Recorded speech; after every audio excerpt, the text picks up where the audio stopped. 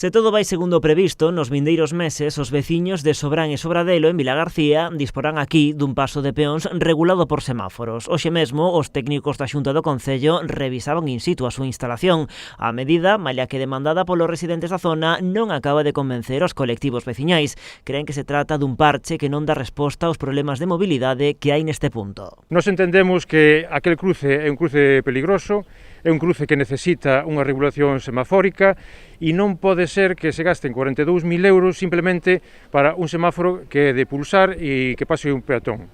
Efectivamente, é necesario ese funcionamento, pero nós o que lle planteamos que aquel cruce necesita moitísimo máis actuacións que non solamente esta, non? Din estar molestos coa actitude do goberno local por non ter creado unha mesa de traballo cos técnicos da Xunta para escoitar as súas demandas. Con todo, aínda non dan a batalla por perdida. Nós vamos a facer algunhas gestións con algún grupo político que ten competencias na Xunta de Galicia para que nos chame aos veciños de Sobradelo para saber como vai a ser isto e se estamos a tempo de poder modificar o funcionamento dese semáforo, non? Ademais, denuncian que o Executivo local está pasando por alto un acordo plenario unánime do mes de outubro no que se recollía a implantación de medidas de seguridade na parroquia de Sobradelo, unha demanda centrada na instalación de sinais de tráfico. Estamos falando de direccións prohibidas, estamos falando de camiños sin salida, señalizacións básicas que non debían de, a estas alturas, despois de 4 meses de estar aprobado en pleno municipal, estamos pendientes de todo isto.